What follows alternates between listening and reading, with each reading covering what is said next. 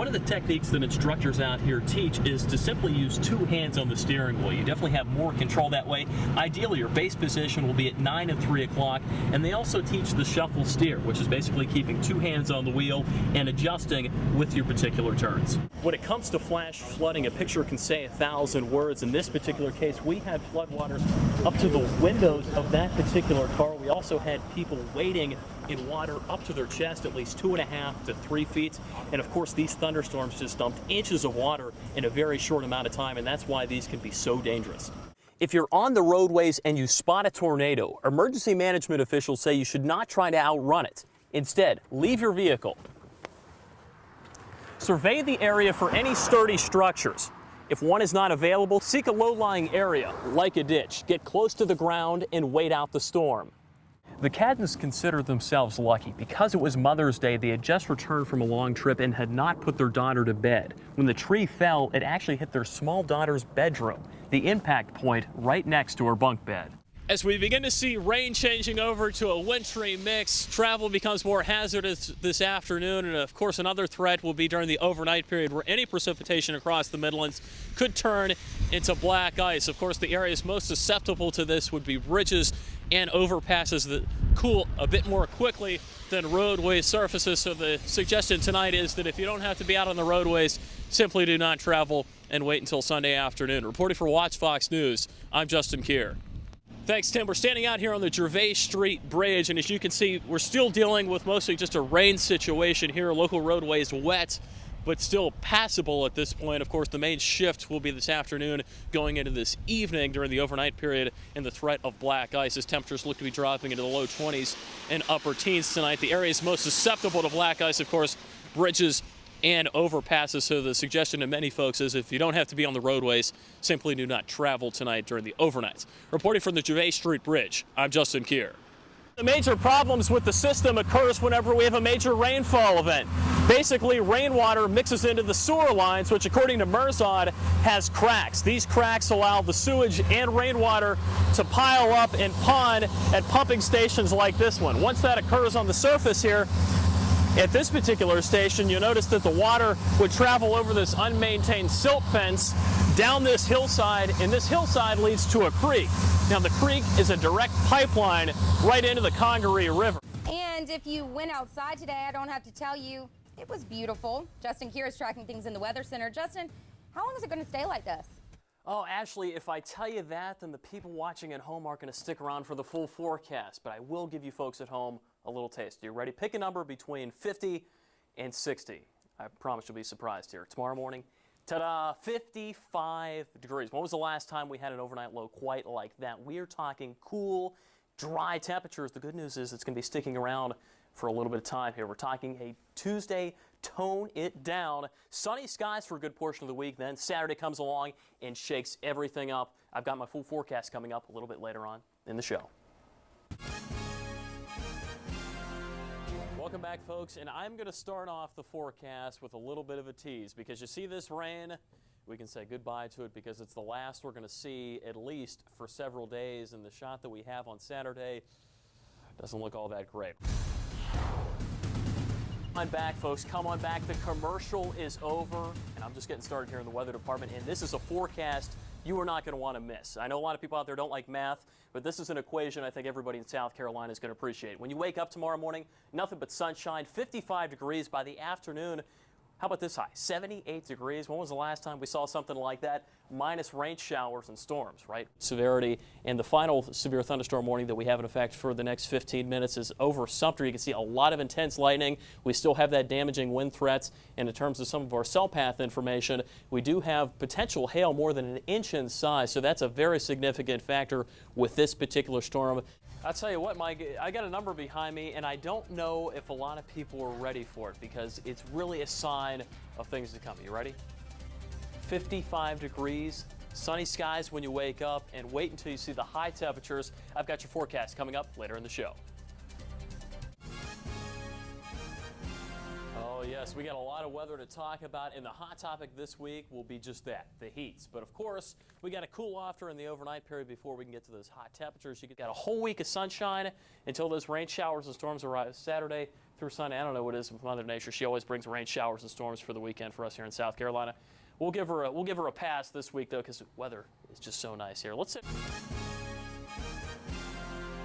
Welcome back, folks, and I'm going to start off the forecast with a little bit of a tease because you see this rain, we can say goodbye to it because it's the last we're going to see at least for several days, and the shot that we have on Saturday doesn't look all that great. We'll talk about that in just 1 second. Skywatch Doppler radar free of precipitation for the most part, thanks to high pressure building in. We also have some warm temperatures for the most part here. You can see 72 degrees. Remember, it wasn't that long ago when we saw high temperatures that were in this range as well. We're starting to see those clouds move off with the frontal boundary, but it still feels a little bit on the muggy side in some locations out there. And I also want to bring this to light. We do, in fact, have a dense fog advisory in effect across the forecast area from 3 o'clock in the morning till 9 o'clock in the morning. So that means if you're out driving around between that time period, you need to allow yourself a few extra minutes. Be careful, and of course, use those headlights as well. Temperatures, well, a little bit on the warm side. 68 degrees in Elgin, 71 in Irmo, same story in West Columbia and Batesburg. Everybody's in the same ballpark here. Calm winds, that's another key factor when it comes to fog, because the wind tends to break up the fog just a bit and really keeps it from developing. And of course, tomorrow, the attention shifts from fog to those high temperatures. 88 degrees by the afternoon with a nice injection of sunshine provided courtesy of our friend high pressure. As we see this time of year, not much in terms of cloud coverage tomorrow evening, so things will be cooling off nicely. And in fact, you might want to get out there tomorrow evening and enjoy the cool off, because Thursday afternoon, that's going to be our hottest high temperature, and we're talking about temperatures, believe it or not, in the low 90s. Let's talk about today, though. We had some of those overcast skies. We talked about this last night, the fact that we'd see a little bit of sunshine by the afternoon. It was going to take that cold front to move out of the forecast area before we saw sunshine. The western Midlands saw it before the eastern Midlands as well. In fact, we're seeing a big temperature difference there throughout the day. And of course, we're going to be flirting with a little bit of a cold front to our north. That doesn't really look to have much of an impact for Thursday, with the exception of maybe a few clouds in our forecast area. This southerly flow really establishes itself pretty well. We're looking at somewhat muggy conditions depending on your threshold here. Dew point temperatures in the 60s, so it's going to feel a little bit uncomfortable, especially considering that high temperatures will be in the 90s. A change comes, though, not necessarily in the form of rain showers, maybe a couple of sprinkles here on Saturday, but more so because the cold front brings cooler air with it. And thankfully, we're going to get a nice injection of cooler temperatures, because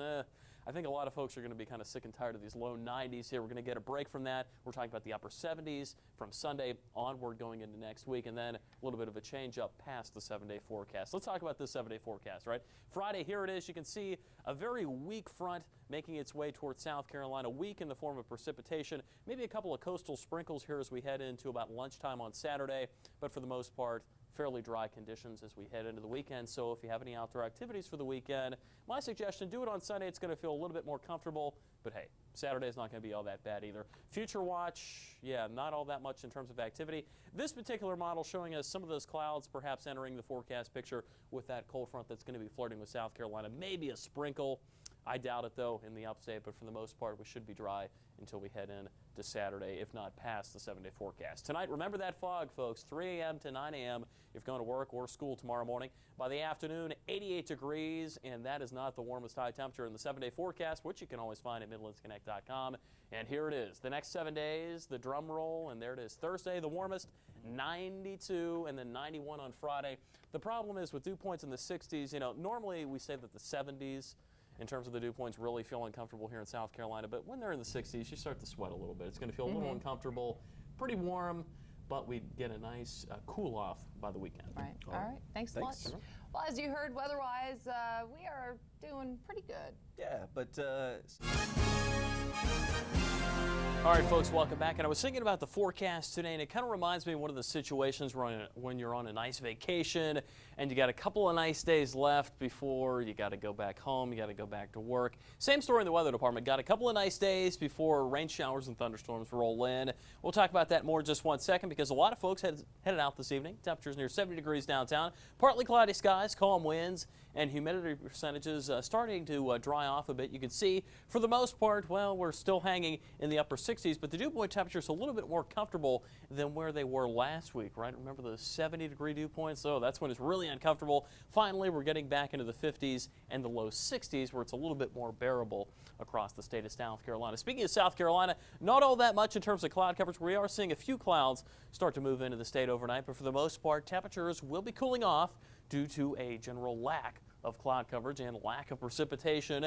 That's going to be the same story tomorrow. When you wake up, temperatures will be in the upper 50s, plenty of sunshine. Same story during the afternoon hours, maybe a couple of stray clouds here and there with highs in the mid 80s. And then as we head into the evening hours, well, we have once again mostly clear skies, which means that things will be cooling off rather nicely, and the dry air will still be in place, so it won't feel quite as heavy out there. Although, you know, today was 87. To me, that felt a little bit hot out there. Tomorrow, 86. Pretty warm out there, so I guess it's just a matter of what your threshold is. And tomorrow's weather, yeah, nice is a good way to describe it. High pressure still the dominant force here. And then we've got a warm front that's going to be working its way through the state here. That's going to be adding a little bit of instability, and it looks like it's going to take a couple of days to get here. We've also got an area of low pressure attached to that warm front. That's also going to be circulating in some moisture, not only from the Atlantic Ocean, but also pushing some showers and storms into the northeastern portion of the U.S.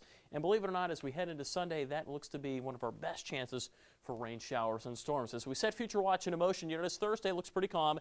Then we get into Friday. Most of the precipitation here to the west of the Appalachian Mountains. Wouldn't be surprised, though, if one location in the Midlands saw perhaps an isolated shower or thunderstorm. We push into Saturday, and then that warm front begins to seep in. That adds a little bit more instability. And then as we head into Sunday, notice that we've got some showers in the Washington, D.C. area. That begins to progress down towards South Carolina, providing us with those isolated chances for showers and storms once again. So about a 30% chance of showers and storms on Sunday in comparison to, say, a 20% chance for Friday and for Saturday. Let's check in on temperatures as well as cloud coverage as we head into Thursday.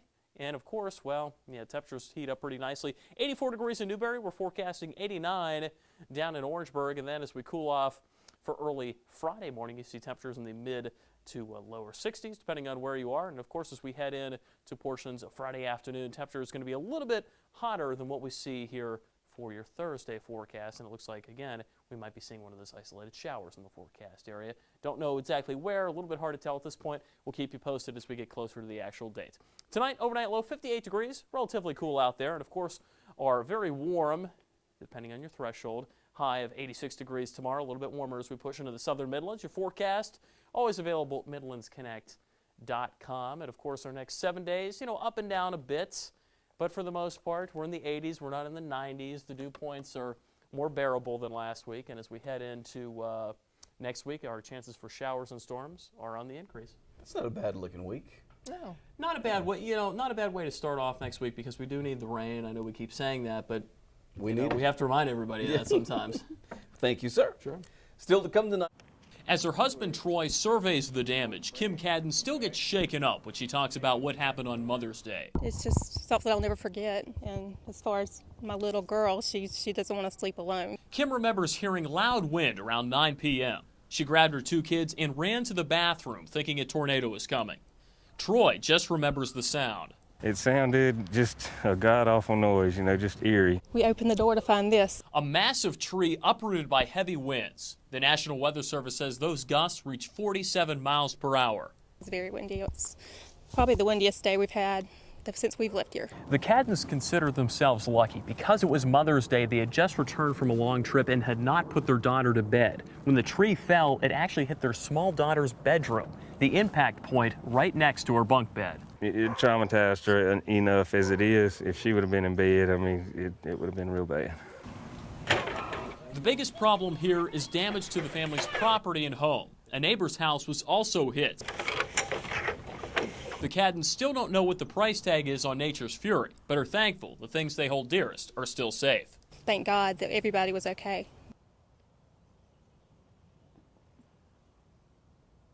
Well, many say that a city's main responsibility is the public health of its residents. Now, one local critic says the city of Columbia is neglecting this duty. Justin Kier has the details tonight. Alan Marizon is the voice of the Congaree River. It's just running down this steep slope. As river keeper, he's charged with making sure these waters are safe and clean.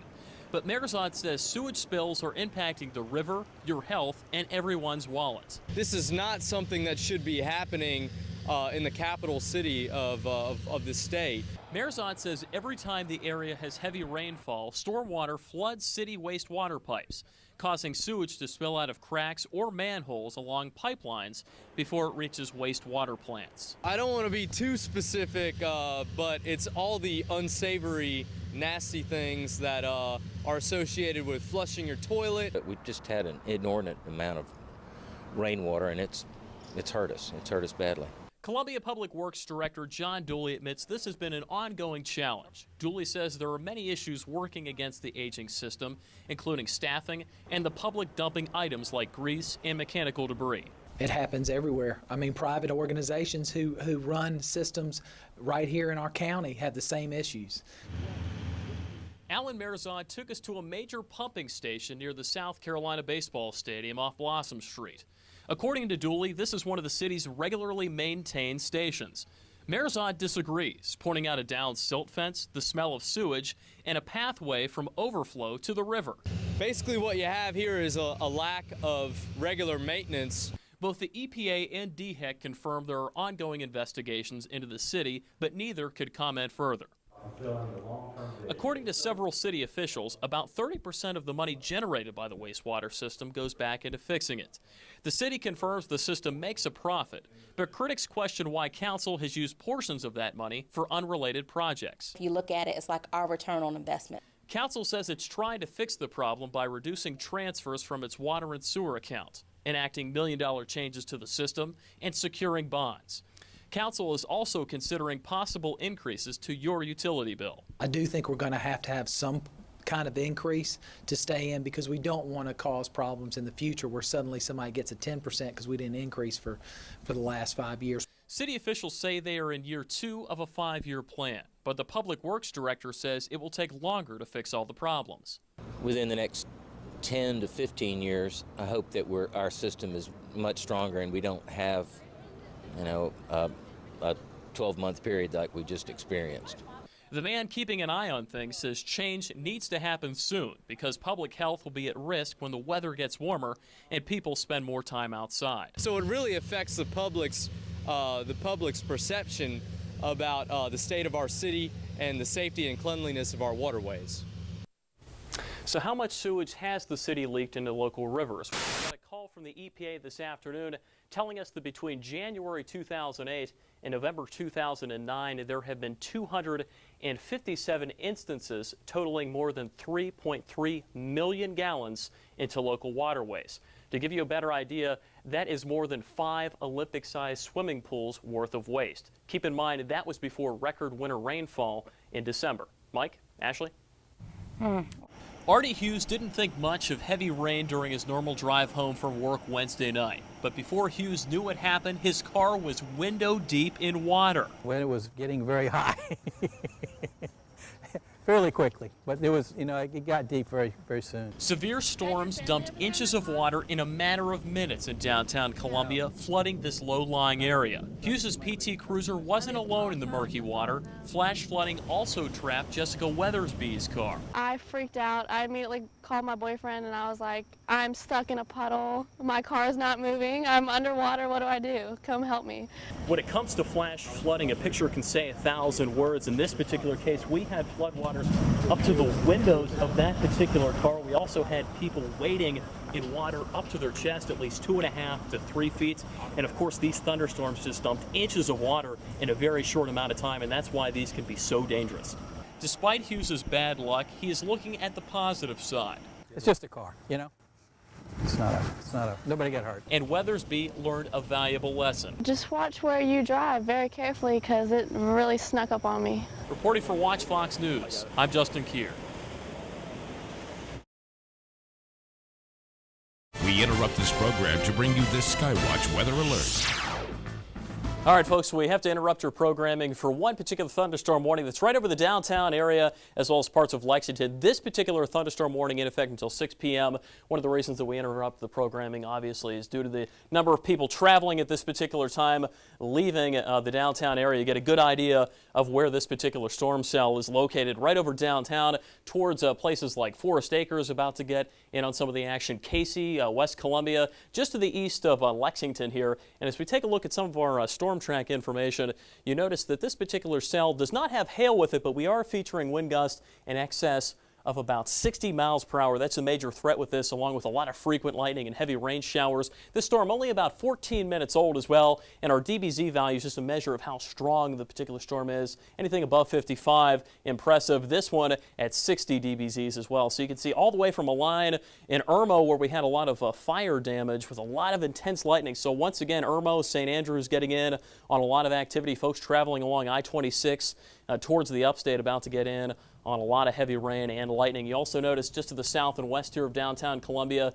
in places like Casey, West Columbia getting in on a lot of intense lightning and heavy rain showers. Places like Lexington and Red Bank just about out of the woods here as this continues to move towards the east-southeast at about 5 to 10 miles per hour. The cell continues to grow. That one that we had extending from Lexington County going into parts of Orangeburg, Calhoun, and parts of Lexington County moving towards the southeast, no longer severe at this particular time, but we also have that cell in Eastover producing a lot of intense lightning and heavy rain showers. This one also allowed to elapse in terms of its severity, and the final severe thunderstorm warning that we have in effect for the next 15 minutes is over Sumter. You can see a lot of intense lightning. We still have that damaging wind threats, and in terms of some of our cell path information, we do have potential hail more than an inch in size, so that's a very significant factor with this particular storm that's only about 15 minutes old at best, and you can see our DBZ values also very impressive. We've got more information at MidlandsConnect.com. We'll continue to break into programming as necessary, but my advice to you is if you don't have to travel, stay inside, find a safe shelter, wait out some of these thunderstorms, which could be with us for the next several hours. We now return you to... This has been a Skywatch Weather Alert. For the latest information, go to MidlandsConnect.com. We now return you to your regularly scheduled programming already in progress.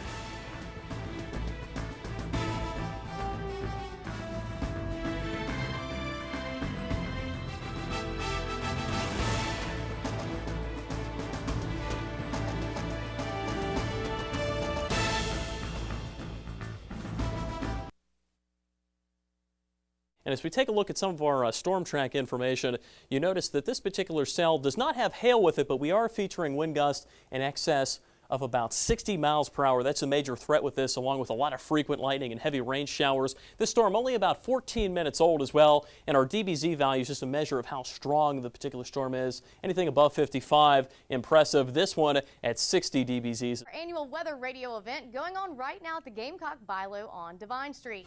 Justin Kier is there. He now joins us live. Justin, tell us about these weather radios.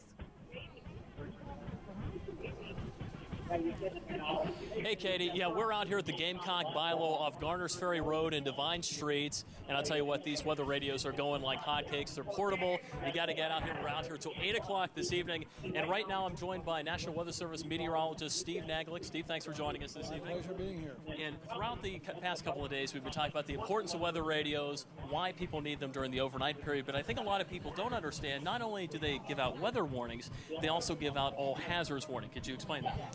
Yes, since 9/11, the Department of Homeland Security has tasked us to not only put out weather warnings on these systems, but also all hazards, whether it's a terrorist attack, a biological incident, or a hazmat episode like we had down in Graniteville a few years back. All these things are very important to the country right now, and a lot of times these things may occur at nighttime like Graniteville did. And the only way you're going to know about these types of incidents is if we put out a warning through the All Hazards radio program.